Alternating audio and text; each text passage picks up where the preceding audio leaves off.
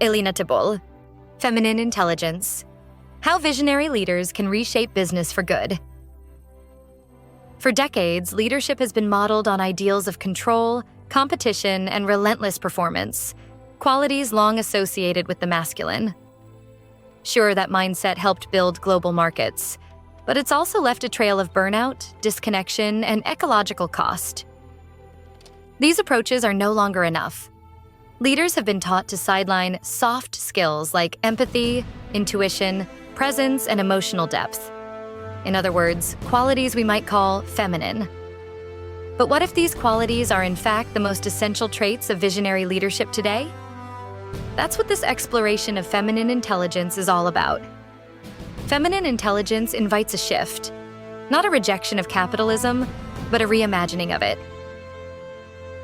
In this blink, you'll discover how today's most effective leaders don't just dominate, they listen. They don't just strategize, they sense. And so can you. With insights from psychology, neuroscience, and coaching, anyone, regardless of gender, can access feminine intelligence to build trust, foster innovation, and navigate uncertainty with grace. What is feminine intelligence? In 2003, U.S. Army Lieutenant Colonel Chris Hughes led his squad down a street in Iraq. Soon, the town's residents began pouring out of their homes, surrounding his troops. Tension was mounting, and Hughes knew that any one of his soldiers could easily interpret a single hand gesture or quick movement as a sign of aggression, and open fire. But instead of escalating, Hughes did something shocking. He ordered his troops to kneel. For 2 full minutes, his men remained still and silent while the crowd watched. Slowly, the townspeople dispersed, and peace was restored without a single shot fired.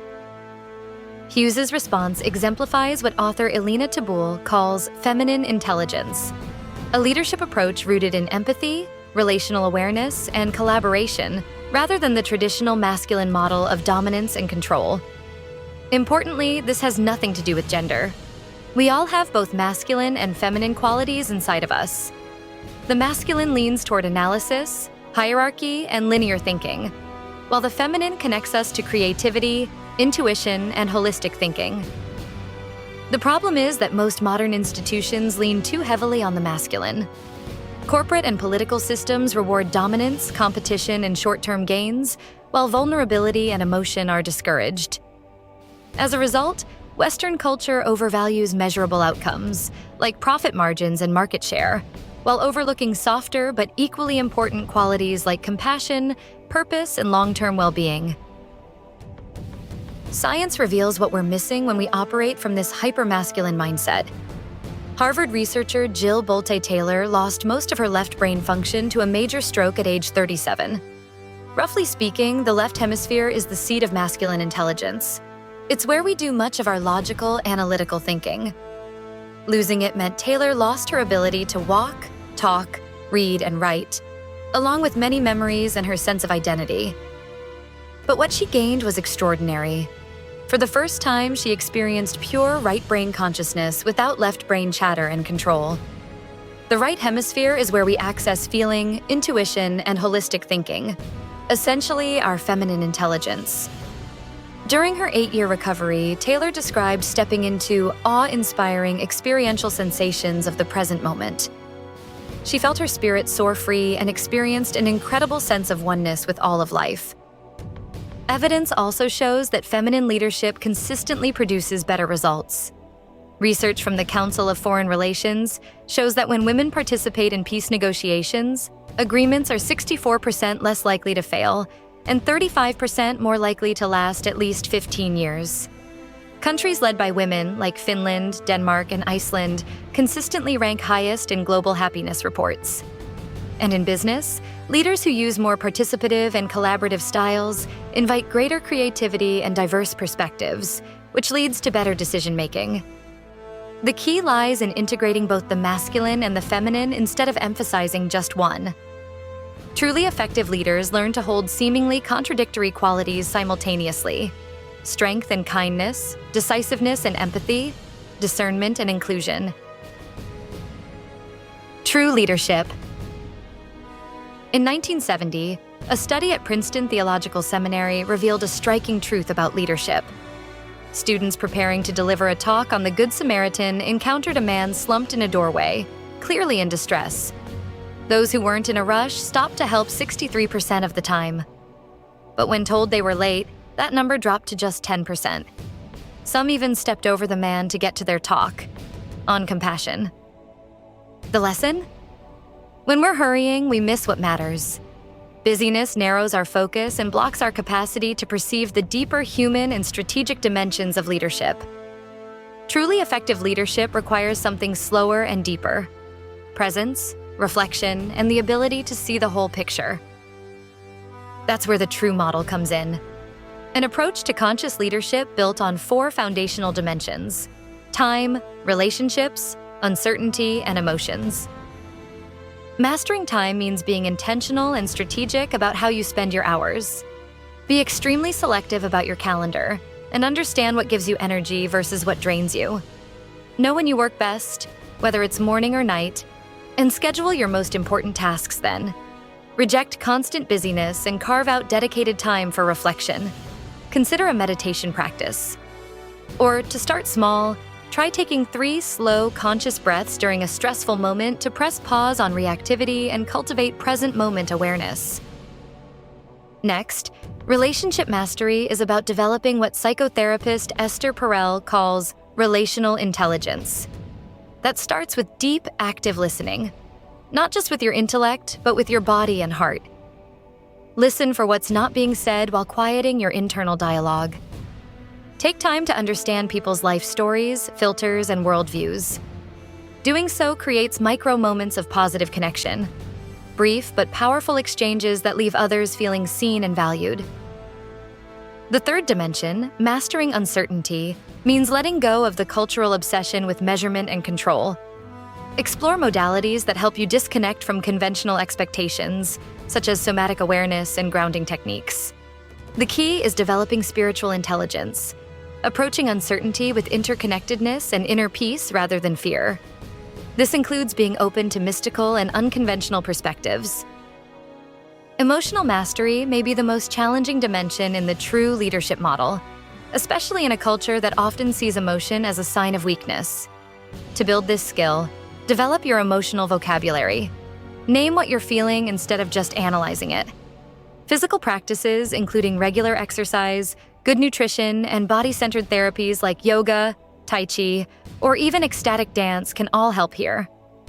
For deeper work, you might explore altered states of consciousness through professionally supervised psychedelics or practices like holotropic breathwork, which can facilitate profound introspection and emotional processing. The true model represents a fundamental shift from the hypermasculine leadership paradigm that has dominated Western culture. Instead of viewing leadership as a purely analytical, control-oriented endeavor, it integrates both masculine and feminine intelligences. Psychedelic leadership. A quiet moment in nature, guided by mushrooms and reflection, set the stage for a powerful realization. Lying on the ground, Tabul felt spoken to. The earth's breath and pulse became unmistakable. So did its grief and rage about humanity's treatment of her. It was a visceral reminder that our relationship with the planet is deeply personal and urgently in need of repair. That moment, paired with Tabul's past in corporate law, led to a question. If the earth is alive, shouldn't it have rights? Legal and economic systems still treat nature as an object to be owned. But groups like the Earth Law Center, which Tabul is now involved with, are working to change that, giving ecosystems legal standing and reframing land as kin. Psychedelics were a key part of Tabul's reconnection to feminine intelligence. Previously, like many, she'd absorbed the traits of hypermasculine work culture: inauthenticity, emotional suppression, and a control-oriented approach. Psychedelics offered an embodied return to feminine ways of knowing, expanding intuition, emotional insight, and relational awareness. Like Tabul, many psychedelics users report feeling a renewed connection to nature. Abstract concepts like climate change and biodiversity loss can become intimate and embodied. Scientific research backs this up. Users often report lasting changes in their attitudes toward the environment. Notably, 16% of psychedelics users even pivot their careers toward more environmentally focused roles. Beyond environmental consciousness, psychedelics also unlock creativity and problem-solving. Studies from Imperial College London show that they increase brain connectivity, promoting unconstrained cognition. This means rigid thought patterns take a back seat, paving the way for spontaneous, novel insights and solutions. Many entrepreneurs credit their best insights to psychedelics. Take, for example, Kary Mullis, the Nobel Prize-winning inventor of the PCR process, who says he doubts he would have come up with the invention without LSD. The interpersonal benefits of psychedelics may be equally transformative for leadership effectiveness. Research demonstrates that these substances significantly increase empathy, moving us beyond intellectual understanding and toward deep emotional connection. And this has clear, practical applications. In 2021, a group of Palestinians and Israelis participated in an ayahuasca ceremony together. The experience allowed them to access empathy for each other, deeply feeling and understanding the pain of those they'd formerly despised. But before leaders can connect with others, they must face themselves. Psychedelics often surface repressed emotions, revealing the unresolved traumas that quietly shape behavior. With the right support, these moments become breakthroughs, leading to greater self-awareness, resilience, and integrity. Perhaps most powerfully, psychedelics awaken the spiritual intelligence mentioned earlier, establishing a sense of unity with all life. Leaders who cultivate this spiritual intelligence become better equipped to inspire others with wonder and awe, approaching uncertainty with humility rather than fear-based control. As David Bronner, CEO of Dr. Bronner's Magic Soaps, explains, psychedelics can be boundary-dissolving, providing a deeper understanding of relationships to others, ourselves, and the planet. Power with purpose. Alan Gray grew up a privileged white boy in apartheid-era South Africa, one of the most unequal societies on Earth. But instead of hardening into indifference, the injustice around him ignited a lifelong mission. He believed South Africa could never truly prosper unless all of its people had access to dignity, opportunity, and wealth. This vision of justice would shape one of the most visionary models of ethical business and philanthropy in modern history.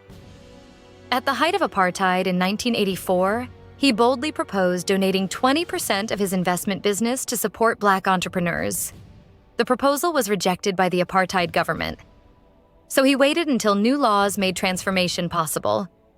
In 2005, he seeded a venture capital firm, E-Squared, aimed at empowering Black founders, decades before impact investing became a buzzword.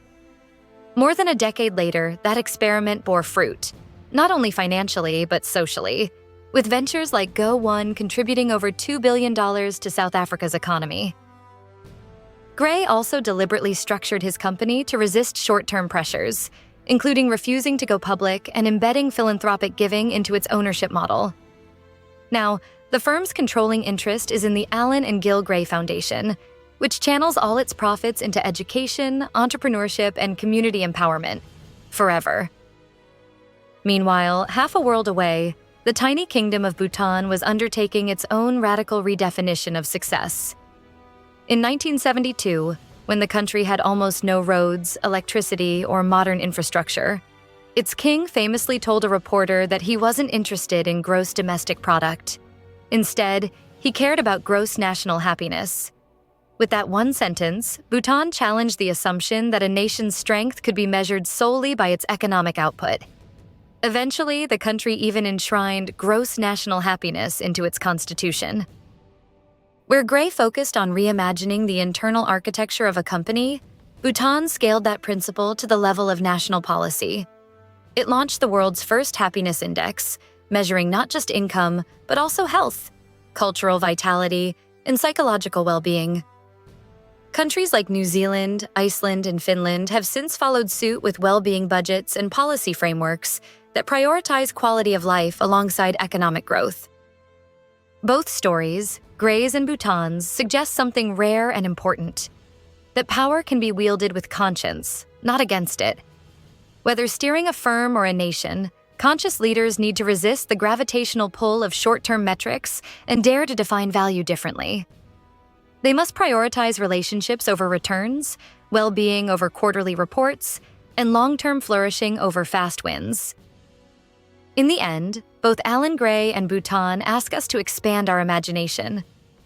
What if we designed our businesses and nations to support wholeness, not just growth? What if we valued trust, time, joy, and dignity alongside returns? What if our organizations were built not just to extract value, but to regenerate it?